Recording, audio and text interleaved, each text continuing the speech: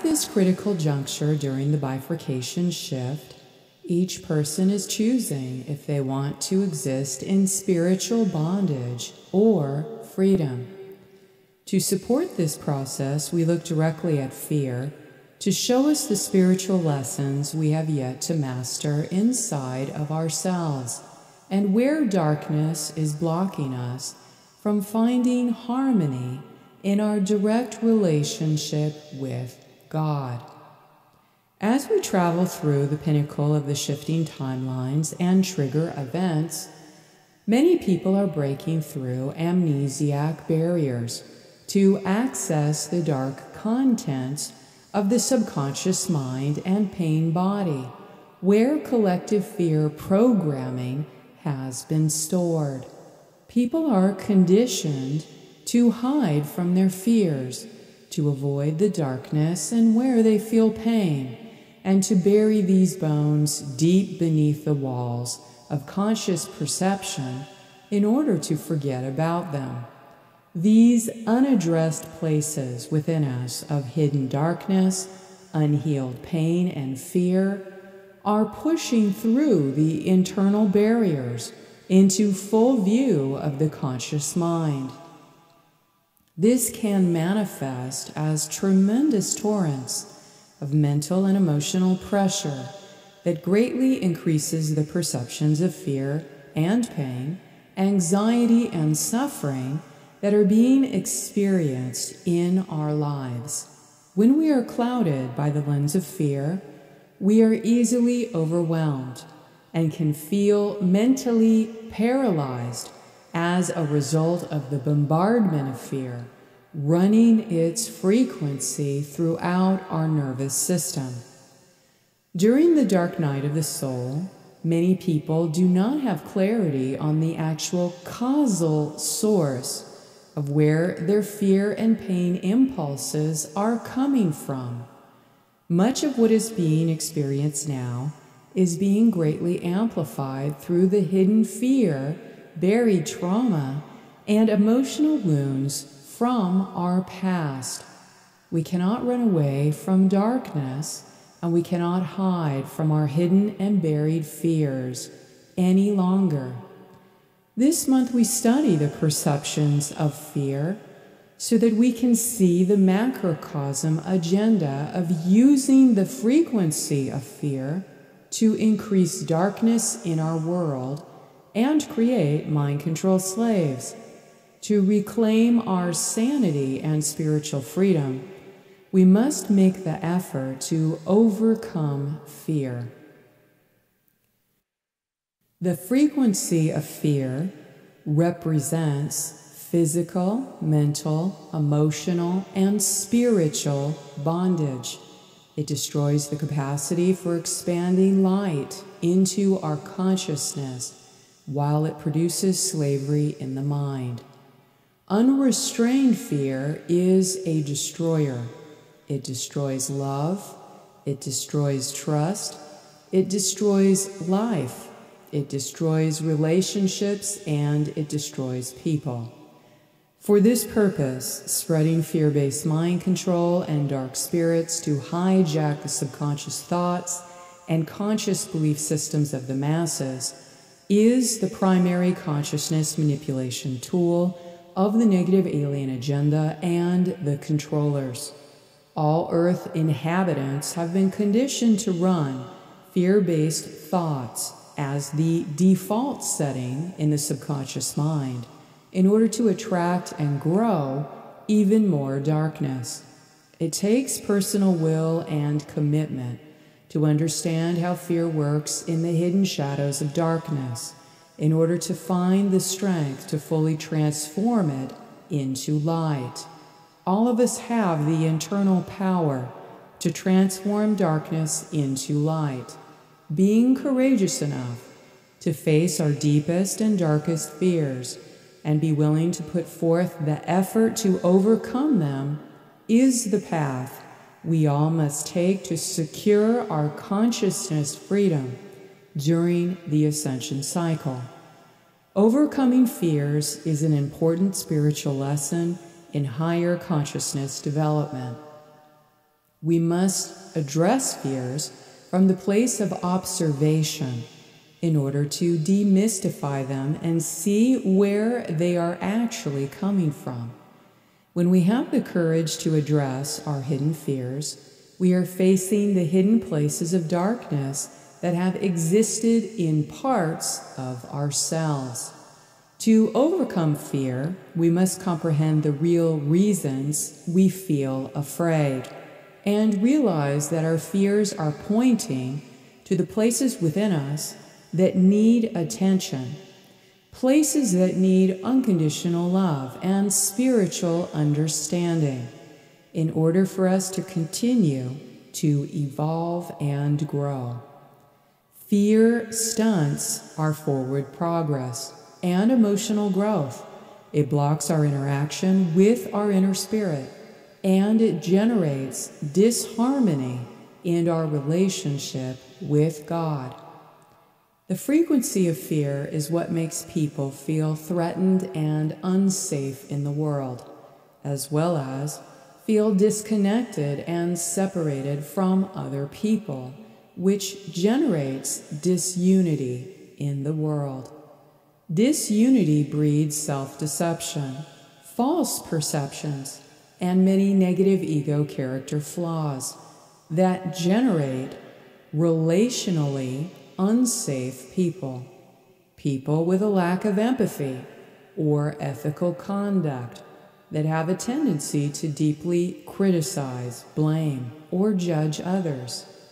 When fear rules us, darkness rules us. It also rules our relationships, which extinguishes the possibility for sharing deep human heart connections and forming empathic and loving bonds. Please take note of how fear is rooted in darkness and can destroy ethical conduct, respect, and empathy for others very easily. Fear destroys the hope for unified cooperation to exist between people, which breaks down compassionate communication that could be directed towards problem-solving greater issues that impact all of humanity. One controller-type person that uses fear to manipulate others for power can easily destroy the accumulated unity, positivity, and trust earned in an entire organization or community in one fell swoop. Thus, fear is the main manipulation tool of the controller archetype that is designed to generate perceptions of being threatened and feeling unsafe in the company of others and in any kind of social setting. It also produces relationally unsafe people who are generally unethical, disrespectful people that lack empathy for others. Essentially, unsafe people have weak character qualities that tend to spread fear and disunity, which make other people feel unsafe while in their presence. Many unsafe people have developed walls to distance themselves from others because of their hidden fears that stem from unhealed personal trauma. All of us have been in the company of an unsafe person and noticed how uncomfortable and tense we may feel while in their presence. When we cannot be authentic and truthful in the presence of another because we fear they will judge, persecute, or attack us for revealing ourselves, we feel deeply uncomfortable, drained, and unsafe when we are in their presence. Many relationally unsafe people are ruled by their fears, and many of their reactions and impulses are made unconsciously through their unhealed mental or emotional triggers. Let's bring to mind some fear-based negative ego qualities that create relationally unsafe people. People we cannot be completely truthful around. Without fearing, we will suffer some kind of repercussion, attack, or punishment. Unsafe people can be judgmental, blaming, manipulative, dishonest, narcissistic, emotionally unstable, irresponsible, gossips, gaslighters, control freaks, backstabbers, demanding, and entitled with superior attitudes. Sounds like a lot of darkness is present in those behaviors, doesn't it? When in the company of people that demonstrate these fear-based negative ego qualities, we may need to create strong boundaries and set the terms of our interaction with them. In some cases, we may need to sever the connection entirely. There is generally nothing positive that will come from continually feeding destructive, harmful, or abusive relationship patterns that refuse to heal or evolve. We have to plant seeds where there is fertile soil if we want a garden to grow. And to shift out of the negative polarity of fear, one may need to pull weeds or walk away from that relationship pattern as an act of self-love and self-preservation. However, if we habitually feel unsafe with others, it may be we need to demystify the reasons we feel afraid and discern the difference between people that demonstrate unsafe behaviors and those who demonstrate responsible and safe behaviors.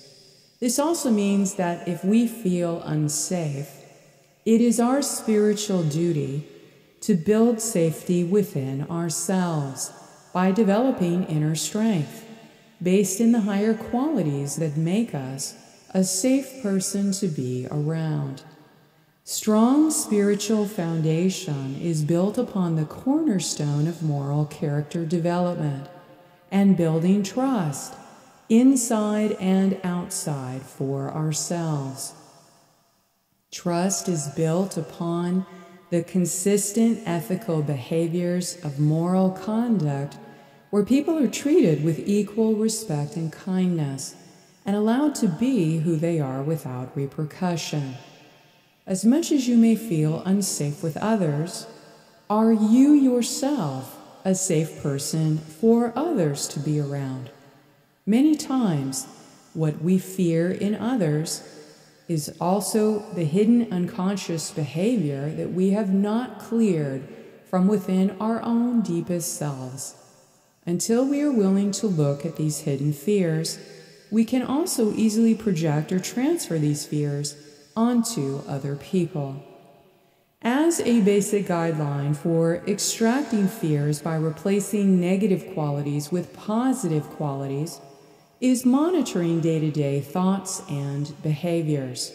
We can look to God's sovereign free behavior or simply adhere to the golden rule. Treat others as you would like to be treated and intend to build self-esteem through esteeming actions.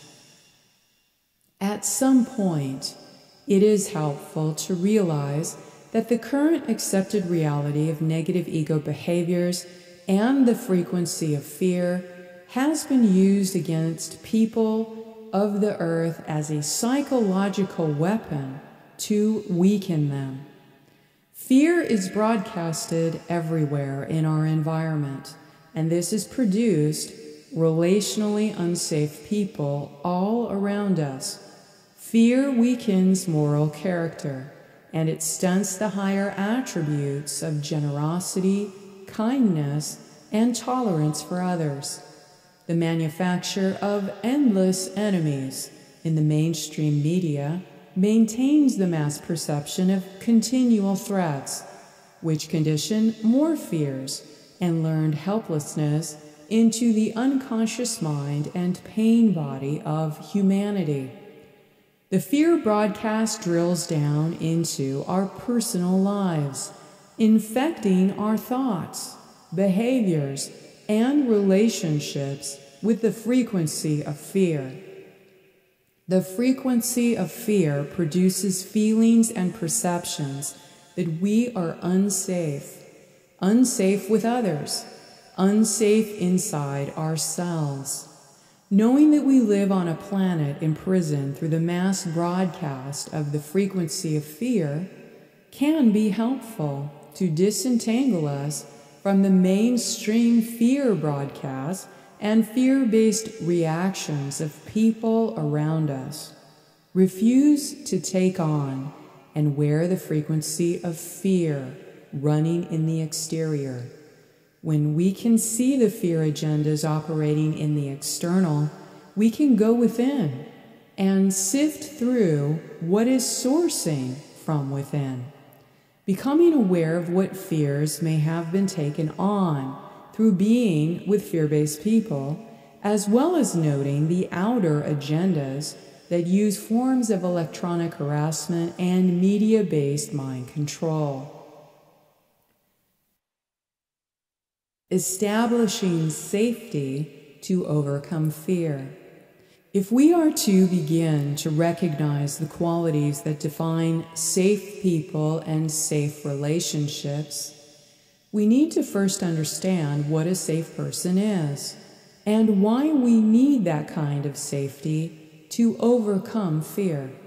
We need people in our life that will be honest with us, telling us where we are creating harm and potentially where we may need to change in order to improve ourselves. We need friends that walk according to the truth and are accepting of us, yet they are honest about our weaknesses and faults without condemning us.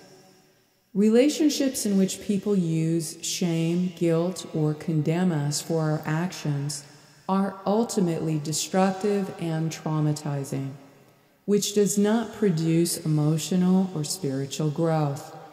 These are the unsafe people that require us to be different than who we are in order to be accepted and conditionally loved by them.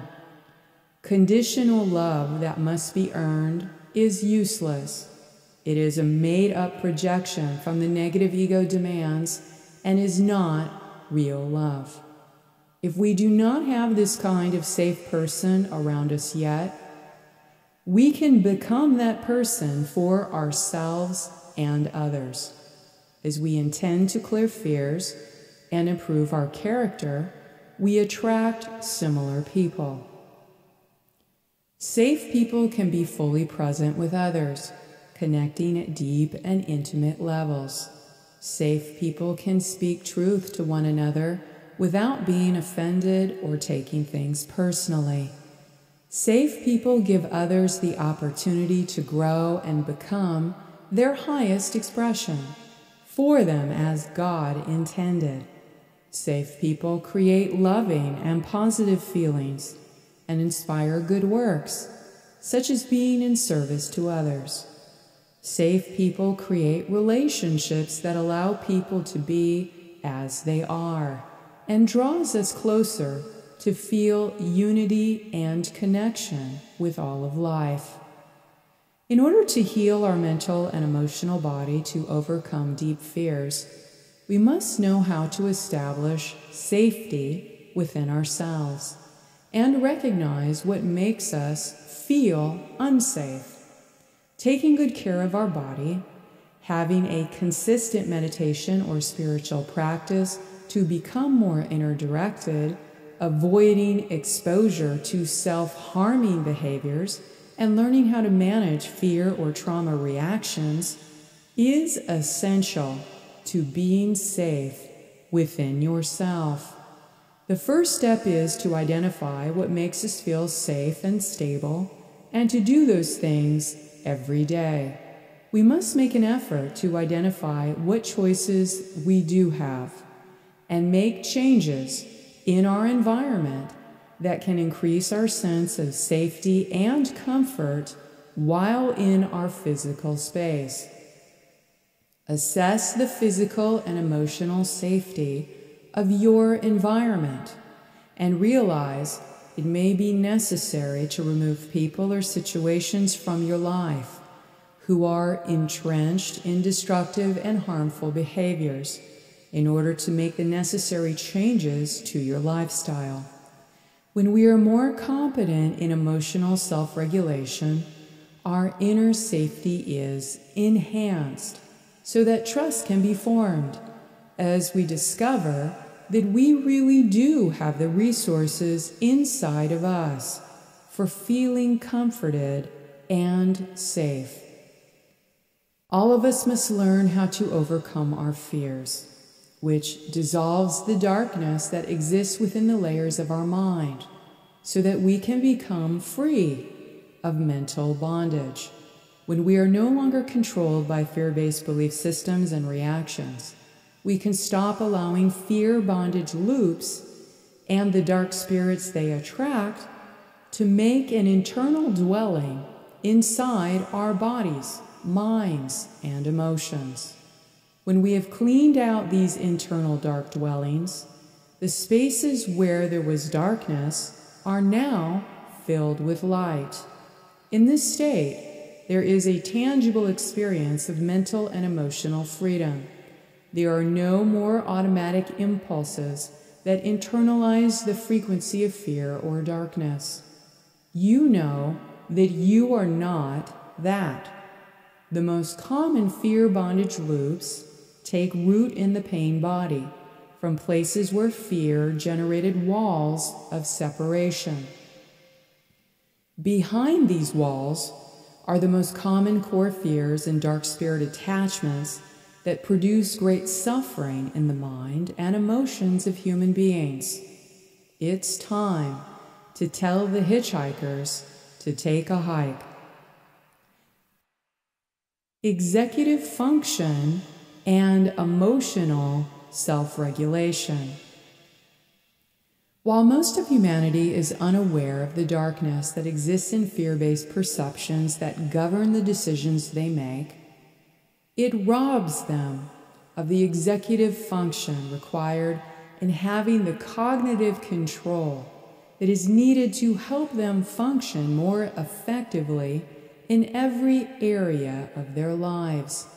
If a person does not have self-discipline or control over their own mental processes and impulses, it impairs their ability to be an independent thinker, which allows for autonomy over the direction of their own life. This means their life is not their own. They are unable to emotionally self-regulate and assess the environment. They are weakened in their ability to monitor their thoughts and behaviors that assist in the attainment of their personal goals. When a person refuses to be responsible for their thoughts and behaviors, they are run by their external perceptions and fears, and are generally being easily manipulated by other people or dominating forces. Essentially, consistent fear-based thoughts impair executive function and cognitive control, which weakens brain function and mental processes over time, and is similar to brain impairment from an injury. When fear-based thinking is not corrected, it can lead to many mental disorders such as learning disabilities and attention deficit, as well as amplifications of psychic attack and dark interference. Learning disabilities impair people from adapting their behaviors in order to gain different results in their life situation. It is the inability to evaluate and organize information that allows a person to accurately assess their surroundings and respond to it effectively. The frequency of fear is a toxic stress that has damaging effects on behavior, as well as the nervous system and brain chemistry, weakening the frontal lobe and impairing a range of mental processes. It is important to understand that fear-based thinking is highly toxic, and that wrong thinking and negative attitudes skew perceptions into common symptoms of classic learning disabilities. Fear damages the brain's ability to receive and process information. It impairs perception and intuition. On the ascending roadmap to self-ownership, we must grasp the spiritual lessons of fear that we must overcome. In overcoming fear, we can improve our brain function and mental processes that enable positive behaviors that help us to make healthy and balanced choices for ourselves and our families. When we can clear fear and instead focus attention, meditate, and hold observer point, it strengthens our mental flexibility so that we can filter out distractions, retain information, prioritize tasks, and control impulses. All people have the potential to develop these mental skills and improve their brain function by being provided with support in growth-promoting environments. This is how any person can regain strong executive function skills and emotional self-regulation, which increases coherent mental and emotional body integration.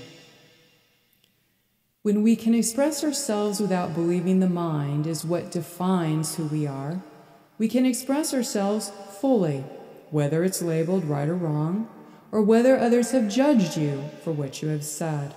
None of this has bearing upon your sense of self and your deeper connection.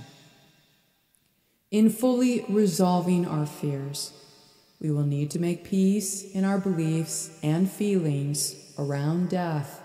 The conflicts we have with death are deeply connected to our unresolved spiritual conflicts and our relationship with God. We all encounter transition phases in life that are similar to enduring the death process.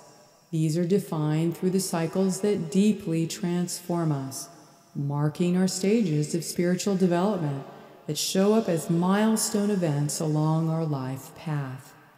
All of us will undergo the transition phase of death, and it is important that we prepare ourselves for that inevitable next stage of our consciousness journey.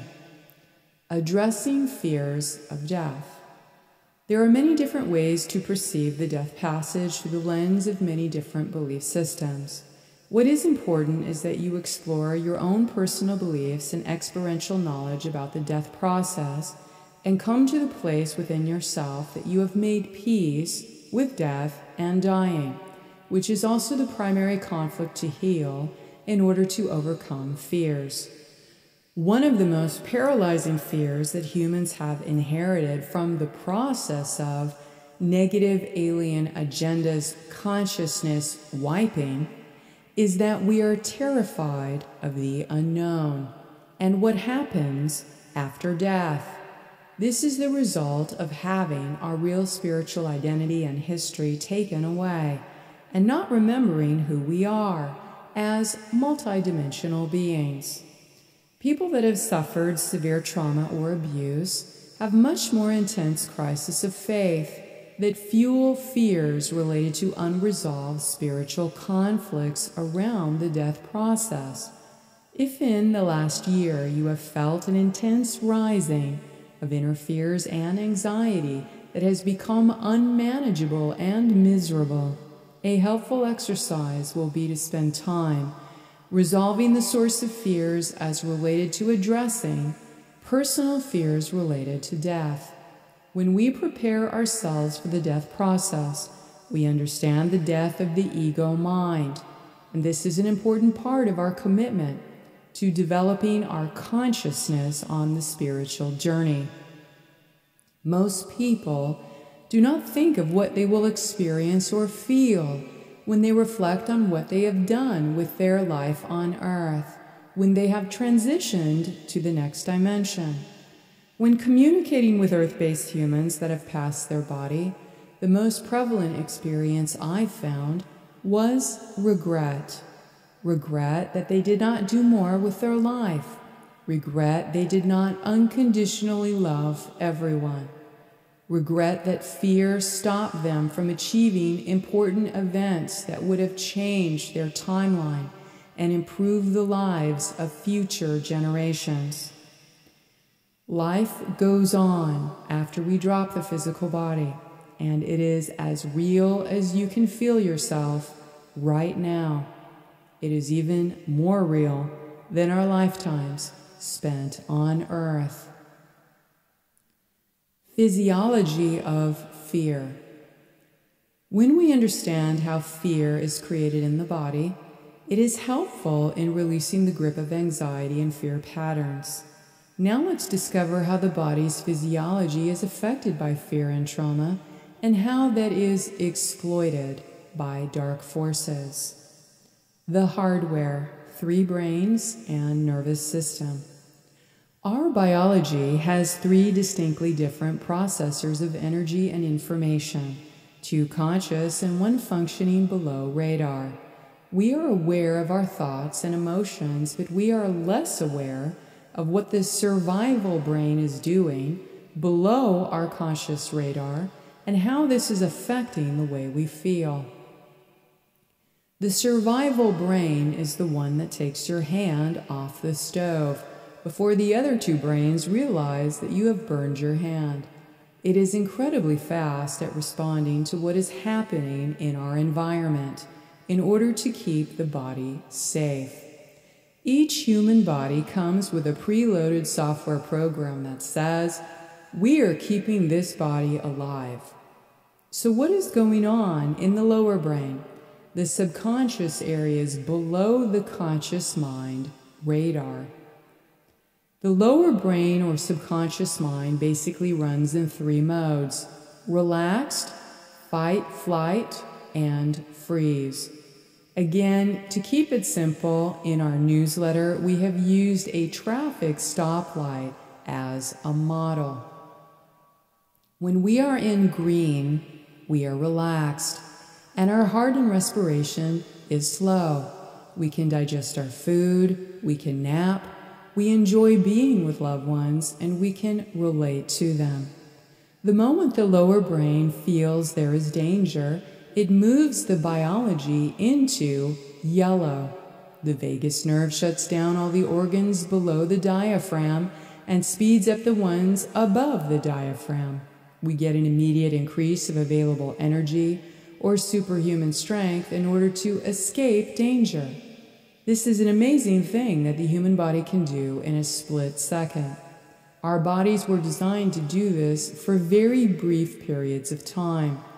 We don't want to get stuck in the danger zone of yellow, where we cannot digest our food, we cannot sleep, and we cannot enjoy or relate to our loved ones. There are usually 2 reasons we get stuck in fight, flight. We are living in an unsafe situation, and the accurate assessment is that we are in danger or feeling threatened, or we may have an unresolved trauma from the past, which the lower brain feels is happening now in the present moment. Being in the red zone is more rare. This is where the lower brain perceives the body is not going to survive the experience and shuts it down. The body becomes immobilized to play dead and is anesthetized to minimize suffering. The consciousness or soul can actually leave the body, be separate or dissociated from it. Again, this is an amazing biological accomplishment, as this happens in a split second. We see this with high-impact trauma, with early and chronic abuse, such as satanic ritual abuse, and in war and torture. The eyes are vacant, the voice is monotone, and the body is lifelessly still, meaning there is no fidgeting, gesturing, or normal movement in the body. Self-assessing. Since our human family is now living in the yellow zone so much of the time, let's look more closely at the spectrum of yellow and the difference between the fight and flight side, or the victim-victimizer signals in the body. We're looking at increasing levels of activation, which means increased levels of available energy. Using a scale of 1 to 10, we can have low-level activation, which is a feeling of unease on the flight side and irritability on the fight side. In the mid-range, we may have anxiety on the flight side and anger on the fight side. At the end, we have panic and rage, which are getting closer to the threshold where the body switches into freeze or red. Creating conditions. The issue with the survival brain is that we cannot fake it out. If we want to relax, we actually have to create the conditions for the physiology to move into green in order to relax. If we live with a predator, if we work under a predator, if we do not have our basic needs met, we're going to be in yellow.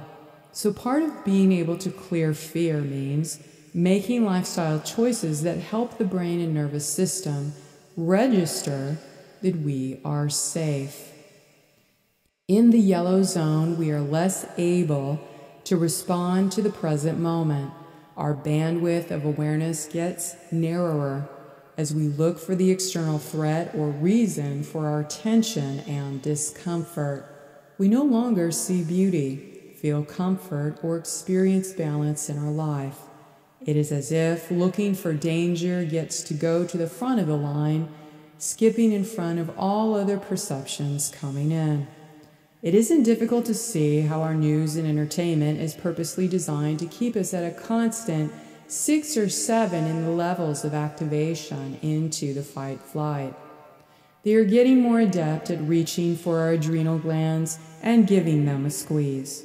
The culture of keeping people in the yellow zone of fight-flight has been in the making for a long while. Traumatic memory. A woman who was sexually assaulted in a cedar room may develop an aversion to the smell of cedar without making the connection. Whenever she smells cedar, the survival brain will shift her into yellow as a precaution. She may start to feel anxiety without knowing why, which changes how she moves through the rest of her day. Until this trauma is cleared from the hard drive, these triggers interfere with her ability to respond to the now moment. Trauma is not in the event, it is in the nervous system. The traumatic memory will keep showing up in the present until it is cleared. During stress, back to the basics. This information is shared from the perspective that if we can identify when our nervous system is tweaked and our physiology has shifted into fight, flight, we can take the necessary steps to shift out of it. Being better informed gives us more choice in how we respond. When we find ourselves stressed out, it is important to slow down and create the conditions for the lower brain to assess that we are actually safe again. This releases the physiology from hyperstimulation and allows the body to get back to green and relax. Starseeds' nervous systems are highly sensitive and run a lot of frequency and may benefit from some extra supplementation. When the nervous system is feeling fried, creating some peace and quiet in order to recharge is so helpful. If the body is stuck in yellow, it burns up the body's resources much more quickly. So we are best served by taking some time out to deactivate our nervous system rather than pushing through and overriding the signals of stress. If you notice you're triggered or activated, slow down and ask yourself, what just happened? What was the trigger? If you can't connect it to something conscious, consider that it may be connected to implicit memory, possibly even from another timeline. Treat it the same. Work to clear the associated fears, to help clear the pain and trauma from the subconscious hard drive. Overcoming fear, journaling. Overcoming our deep fears can be a hurdle as they tend to gain power when they are hidden inside our mind. We are not used to going deeper and having a conversation around them. or addressing them, saying them out loud, writing them down, and meditating upon them. When we can identify fear-based thoughts, triggers, and beliefs from out of our mind and put them on paper, then we have taken the first step in demystifying them, distancing from them, and diminishing the emotional charge they have upon our body. Remember that darkness and fear hide in the shadows of our mind in order to stay in control. When we bring these fears into the light of day, much of the weight and burden they carry behind the scenes dissolves. There can be a miraculous alchemy that occurs when we shift perceptions of fear into the compassionate witness of unconditional love. Observing the mental idea of the fear as it is attached to a dark, intelligent energy, and realizing that shadow fragment needs to be exposed to unconditional love and light. Don't be afraid to face the dark spirit that resides inside the fear, as when you see what has really created the fear, it is the moment you realize what was really hiding behind the curtain, like in The Wizard of Oz. All of these fears were running the grand illusion. Write down the list of fears, how they manipulate and limit you, and intend to shift them into the love vibration in order to create safety for yourself. Now you may want to allow some space for meditation to go deeper and ask where these fears have come from, where they have originated. Pay attention to what you may notice coming up that is not true. Many times our fears are based in deceptions, from misinterpretations, and what others have told us that is actually not true. When you sense other times you felt afraid, and they are connected to the basis of current fears, send love to yourself in that timeline where you were feeling scared. Spend some time meditating on what lessons you can learn from that fear and how you can transform this experience into light and wisdom, something positive for all involved. Acknowledge that everyone has fear, and fear has purpose in our spiritual journey. It holds the most important spiritual lessons for our ultimate growth and liberation if we are willing to let it go. Appreciate all that you have undergone in your life to get this far, and acknowledge the unique parts that have made you the person that you are today because you had the courage to face your fears. The story of facing our fears and overcoming them is deeply inspirational and supportive for everyone. Many enjoy and gain the benefits from the storyline on learning what others have done to gain the courage to overcome great challenges and fears in their life. Maybe you are one of those people who will share your inspiring story on how you faced darkness with courage and were able to overcome fears while on the ascending path. Please only take what is useful for your spiritual growth and discard all the rest. Thank you for your courage and bravery to be a truth seeker. Until next, stay in the luminosity of your avatar Christos Sophia heart path. Please be kind to yourself and each other with a loving heart until next month.